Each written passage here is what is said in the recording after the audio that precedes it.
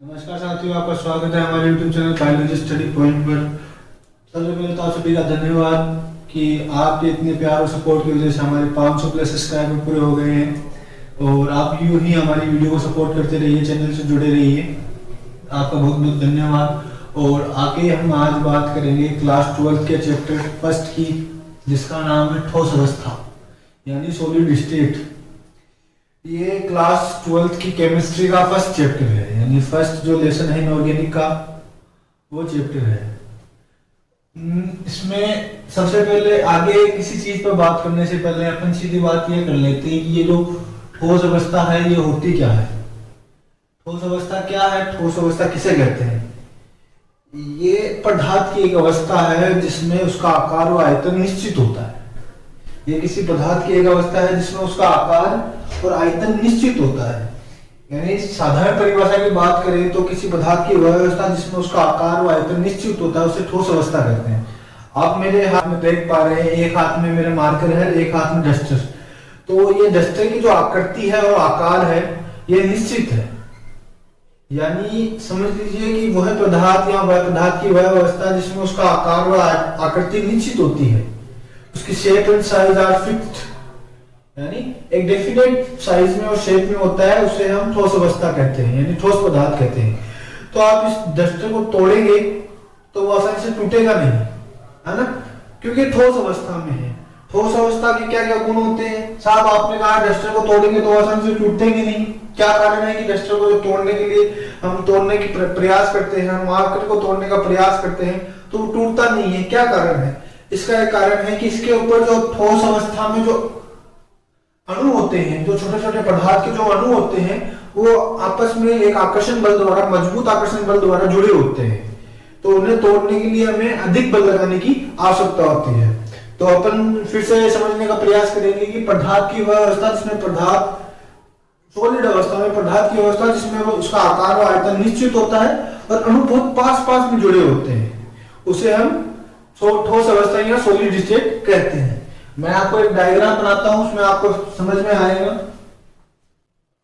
आप मेरे board screen पर यानी आप अपनी स्क्रीन पर देख पा रहे हैं कि एक बंद कोई आकृति है जिसमें विभिन्न छोटे छोटे अणु आपस में पास पास में, यानी इनके बीच में जो गैप है वो बहुत कम है, ये आपस में बहुत करीब से जुड़े हुए हैं। आप इस तरीके से देख लीजिए, चाहे इस तरीके से देख लीजिए, ये जो अणु है वो आपस में बहुत नजदीकी से जुड़े हुए हैं। तो हम ये कह सकते हैं, क्योंकि देखिए इनका आकार भी फिक्स है, इनका जो आकार है वो भी फिक्स है और इनकी आकृति भी फिक्स है। आकार भी फिक्स है और आकृति भी फिक्स है, तो ये एक ठोस अवस्था है, सॉलिड स्टेट। सॉलिड स्टेट ये आपने साफ देखा कि इसमें इसका आकार भी फिक्स है, कि इसकी आकृति भी फिक्स है। तो ये जो पदार्थ की जो अवस्था है उसे हम सॉलिड स्टेट कहते हैं, यानी कि ठोस अवस्था कहते हैं। तो ठोस अवस्था के बारे में हम फिर से रिवीजन करें तो पदार्थ की अवस्था जिसमें उसका आकार और आकृति फिक्स होती है और उसके दूसरे गुण की बात, उसे हम ठोस अवस्था कहते हैं, सॉलिड स्टेट कहते हैं। तो उसके दूसरे गुण की बात करें, ठोस अवस्था के गुणों की बात करें,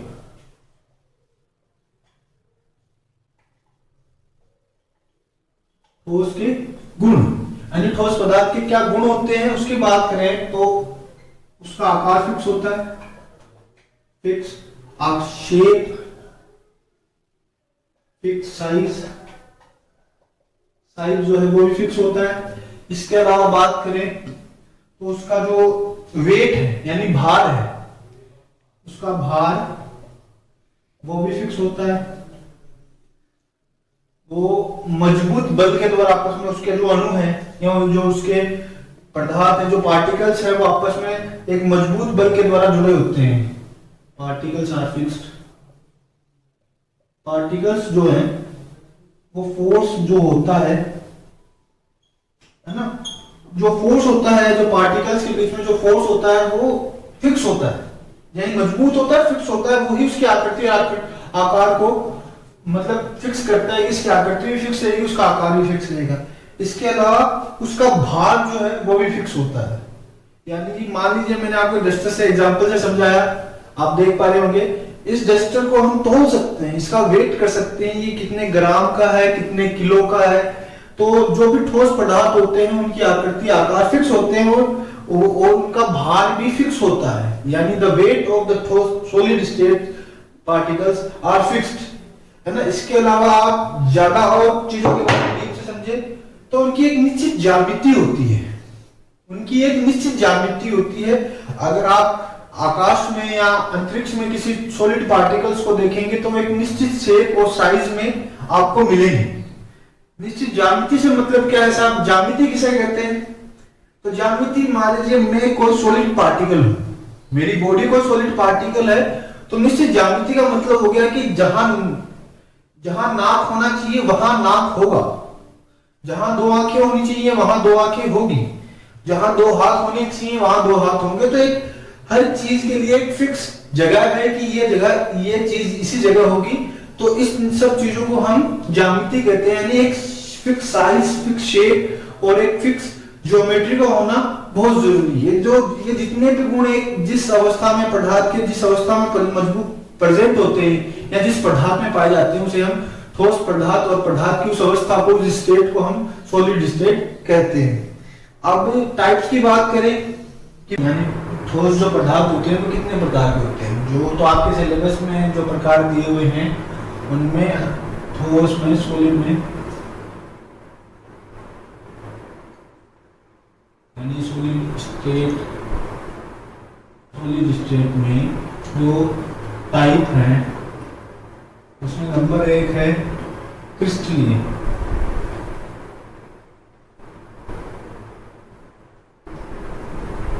क्रिस्टलीय नंबर 2 जो है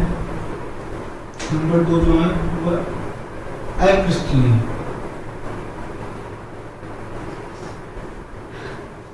यानी 1 नंबर पर है क्रिस्टलीय, नंबर 2 पर है अक्रिस्टलीय, यानी दो प्रकार के टाइप्स ऑफ ठोस, वो है दो प्रकार के, यानी कि क्रिस्टलीय ठोस और अक्रिस्टलीय ठोस। तो क्रिस्टलीय ठोस क्या होते हैं? क्रिस्टलीय ठोस वो ठोस होते हैं जिनका आकार और आकृति निश्चित होती है। तो मैंने आपको कहा था कि आकार आकृति निश्चित होती है और ये वास्तविक ठोस होते हैं। वह ठोस जिनके आकार और आकृति निश्चित होती है वो क्रिस्टलीय ठोस होते हैं, तो जिनकी आकार और आकृति अनिश्चित होती है वह अक्रिस्टलीय ठोस होते हैं। जैसे कि मेरे हाथ में एक पानी की बोतल है, आपको दिखाई दे रही होगी, तो इस पानी की बोतल की शेप, साइज, आकार व आकृति निश्चित है ना। इसी प्रकार मैंने थोड़ी देर पहले आपको डस्टर का एग्जांपल दिया था, वो उसकी आकार और आकृति निश्चित है। तो क्रिस्टलीय ठोस का एग्जांपल की बात करें, क्रिस्टलीय ठोस का एग्जांपल तो हीरा जो है, डायमंड जो है एक क्रिस्टलीय ठोस है। और इसमें हम जो बात करेंगे तो इसमें रबर जो है वो एक क्रिस्टलीय ठोस है। अक्रिस्टलीय ठोस क्या होते हैं? जिनकी आकार और आकृति निश्चित नहीं होती। बेसिकली हम बात कर सकते हैं कि जैसे वास्तविक और आभासी, वास्तविक जो आभासी सिस्टम होता है उस हिसाब से हम बात कर सकते हैं। तो क्रिस्टलीय ठोस का इनका द्रव्यमान फिक्स होता है। द्रव्यमान और भार को आप एक ही तरीके से समझ सकते हैं कि क्रिस्टलीय ठोसों का जो द्रव्यमान है वो फिक्स होता है ना, निश्चित होता है, और अक्रिस्टलीय का जो है द्रव्यमान और भार अनिश्चित होता है। इनका आयतन निश्चित होता है, इनका आयतन अनिश्चित होता है। ये समदेशिक होते हैं, वो विषमदेशिक होते हैं, है ना।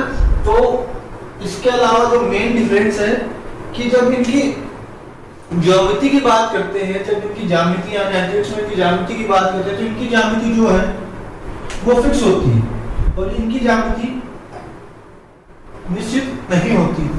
तो इनकी ज्यामिति से मतलब हीरे की, अपन जब हीरा एक कार्बन का प्रूफ है ना, कार्बन का पूरा, तो हीरे की जब स्ट्रक्चर देखते हैं तो वो एक फिक्स डायमेंशन में होती है। इसके अलावा रबर को हम जब गर्म करते हैं, यानी हीरे को जब गर्म करते हैं तो उसका एक फिक्स क्वथनांक होता है कि वो इतने टेम्परेचर पे ही पिघलेगा, क्योंकि उसकी फिक्स ज्यामिति होती है। लेकिन रबर की कोई फिक्स ज्यामिति नहीं होती। जब रबर को हम गर्म करते हैं, रबर के अलावा प्लास्टिक को हम गर्म करते हैं तो वो बहुत जल्दी सिकुड़ जाती है, उसकी शेप जो है वो पिघल जाती है, वो अपना आकार चेंज कर लेती है, बहुत जल्दी ही एक द्रव पदार्थ का या प्लाज्मा का रूप ले लेती है। लेकिन हीरे के साथ ऐसा नहीं होता, उसकी ज्यामिति फिक्स होती है, फिक्स टेम्परेचर पे ही वो एक फिक्स टेम्परेचर पे ही वो पिघलेगा, एक फिक्स टेम्परेचर पे ही वो गर्म होगा, क्योंकि वो एक क्रिस्टलीय ठोस है, उसकी आकार और आकृति फिक्स है, उसको कोई फर्क नहीं पड़ता टेम्परेचर क्या है। उसका जब मन करेगा, उसको लगेगा कि हाँ मेरे पिघलने का टाइम आ गया है, तभी मैं पिघलूंगा। रबर में ऐसा कुछ नहीं है, वो कम ताप पर भी पिघलना चालू कर देता है, वो अधिक ताप पर भी पिघलना चालू कर देता है। यही कारण है कि जब, इसके अलावा कांच भी जो है एक क्रिस्टलीय ठोस है। कांच जो है, जो हम खिड़कियों के कांच देखते हैं, वो भी एक क्रिस्टलीय ठोस है। आपने कभी देखा होगा कि गर्मियों के दिनों में कांच की जो ऊपरी यानी खिड़की का जो ऊपरला हिस्सा है वो पतला हो जाता है, बल्कि निचला हिस्सा जो है वो मोटा हो जाता है, क्योंकि गर्मियों के टाइम में जब कांच पर धूप पड़ती है, सूर्य का प्रकाश पड़ता है, तो कांच पिघलना चालू कर देता है। हालांकि कांच के पिघलने का जो प्रोसेस है वो धीरे धीरे होता है, क्योंकि वो एक है तो एक ठोस, लेकिन वो क्रिस्टलीय ठोस है, इसलिए वो पिघलना चालू कर देता है। लेकिन उसके पिघलने की जो प्रक्रिया है वो धीरे होती है ना, इसलिए वो धीरे धीरे पिघलना चालू होता है। नीचे की तरफ उसका जो द्रव पदार्थ है, जो कांच का पिघलापन है, वो नीचे की तरफ आ जाता है, जमा हो जाता है, जिसकी वजह से कांच की जो निचली सतह है, कांच की जो निचली सतह है वो मोटी हो जाती है। मान लीजिए कोई कांच है ना, तो ये आप सीधा सा मार्कर देख पा रहे हैं कि ये ऊपर से पतला है और नीचे से मोटा है। मान लीजिए कांच है जो धूप में रखा हुआ है, या कोई खिड़की है जो धूप में लगी हुई है, तो ये जैसे इसमें टेम्परेचर पड़ेगा, ये धीरे धीरे पिघलना चालू होगा, इसका निचला हिस्सा मोटा हो जाएगा। यही कारण है कि जो खिड़कियों के निचले हिस्से वो पहले से मोटे रखे जाते हैं, ताकि वो पिघले नहीं और ऊपर जो हिस्सा है वो अधिक समय तक सर्वाइव कर पाए, है ना। इसके अलावा डायमंड का फिक्स रहता है सिस्टम की, इसकी आकृति फिक्स रहती है, आकार फिक्स होता है, भार भी फिक्स होता है, इनका कोई फिक्स भार नहीं है ना। ये समदेशिक होते हैं, ये विषमदेशिक होते हैं। तो इनकी आकृति में इनके डिफरेंस की बात होगी, क्रिस्टलीय ठोस है, क्रिस्टलीय ठोस में डिफरेंस की बात होगी, सॉलिड अवस्था की बात होगी, सॉलिड अवस्था यानी सॉलिड स्टेट क्या होती है, सॉलिड अवस्था के गुणों की बात होगी, है ना। इनमें डिफरेंस की बात होगी, क्रिस्टलीय ठोस है, क्रिस्टलीय ठोस में। इसके अलावा जो हम आगे पढ़ेंगे कि इनकी ज्यामिति जो है, इनका जो ज्यामितीय रूप है वो क्या है, वो अपन देखेंगे नेक्स्ट क्लास में, कि इनका जो ज्यामिति में जो अंतरिक्ष में जो उनकी शेप रहती है, घनी है, क्यूबिक है, ट्रायंगुलर है, वर्गाकार है, किस प्रकार का होता है, क्या शेप होती है, क्या साइज होती है, और इनका जो 3D व्यू है क्रिस्टलीय ठोसों का, वो हम अगली क्लास में देखेंगे।